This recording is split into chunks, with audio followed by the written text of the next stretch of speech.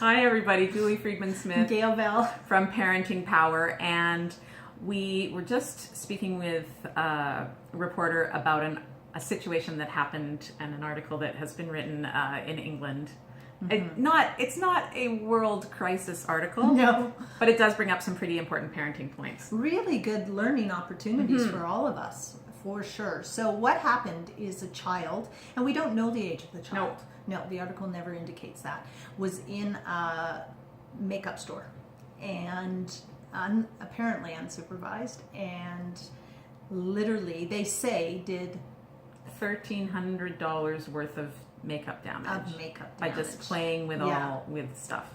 Yeah. So really like eyeshadow palettes and part of the article, one suggests he probably thought it was finger paint, which might be true. Totally. So it could be paint. It could. But that's not really the point. So the point of the article is this child was unsupervised, got into some trouble. It's an expensive mistake. Really big mistake. And mistakes are awesome because they give us ways of learning. That's right.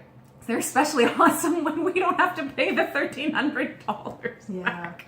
But it really brought back some really key points to us from the questions in the interview that we just had, that parents need to be keeping their kids safe, whether they're in the home, whether they're outside the home. And that means keeping an eye on them, especially if they're incapable of managing their bodies and knowing right from wrong. Right. And when Jules says incapable, it doesn't mean we mean age appropriate. Yes. Like you cannot expect a 2-year-old, or, every child's different, but you can expect a 12-year-old to walk in the store and keep his hands to himself. Yes. Or her hands to herself. You cannot assume or expect that with a 2-year-old. And the article does say this child was running around wildly. Like, we can all interpret what that means. Sure.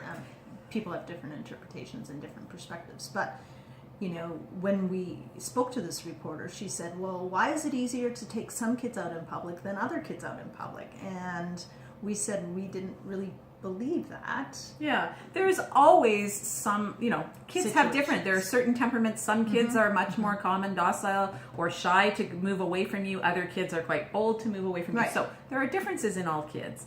And we have the opportunity, and some might say the obligation, to take the time to teach kids how to behave in different situations.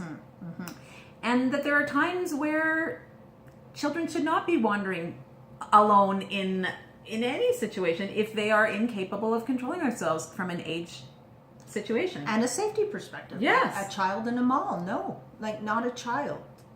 A little like child. A toddler or yeah. I mean, it's just not safe. So we do have the saying at Parenting Power, we use it a lot. So you need to set your child up for success by stating clear expectations before you ever expect them. Yes. So, and then holding children accountable to meeting those expectations. So if they don't meet them, what's going to happen? So we need to look at a few things here. Where are you going and why? So why are you going to a mall? Like, why are you going? And how long are you going to be there? Yeah. Right? What are your expectations for your child when you're there? Because if you're going to a mall for more than an hour is a long time. With a little kid? Oh yeah, my for sure. Gosh, in a makeup store, there's nothing for them to do.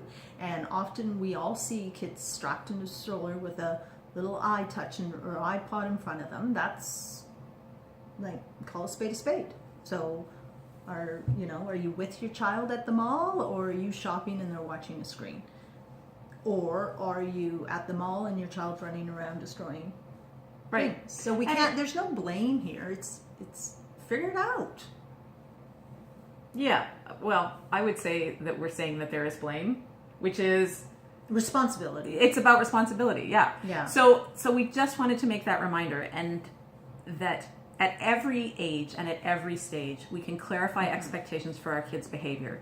We can be clear as to whether that's even something we can expect of a child. So knowing the ages and stages, knowing what's a reasonable expectation, starting small when we're teaching our kids how to be anywhere, whether it's a restaurant or a mall or a coffee shop or a park or wherever we're going with our kids. Be there, state the expectations, be there for a very short time to allow them to have success. Then you can walk out of that place saying, hey, that worked really well. Yeah. Thank you very much for your behavior. And be careful you're not using excuses for they're not ready for that. because kids can sit in a restaurant and have conversation with you. They can, without having a device in front of their faces. Very, very young. However, if we're taking them out at 8 o'clock at night when they should be in bed, then they probably can't sit there because they're falling asleep. And so whenever kids are not sleeping, then adrenaline kicks in and then they are ramped up and can't do it. So we could go on and on. We don't need to. The point is, get clear with your expectations, know them yourself, share them with your child, and follow through. So if they can't meet those expectations, take yourself out of there. Or depending on what you've said, if your child has a meltdown in the middle of the grocery store, park the cart, head to the bathroom so that you're not in everybody's point of view. Calm the child down, set the expectations of what's going to happen. If they can manage it, great. If not, go home. And that's We've both taken our children. Oh, we have. We don't even need to go into that. We've both done it. It's embarrassing. It's not fun. Yeah, it's not fun. And it's a learning opportunity. Yeah. So think about that. Make sure you're sharing those expectations, setting your kids up for success. Yeah. And we'll talk to you next time.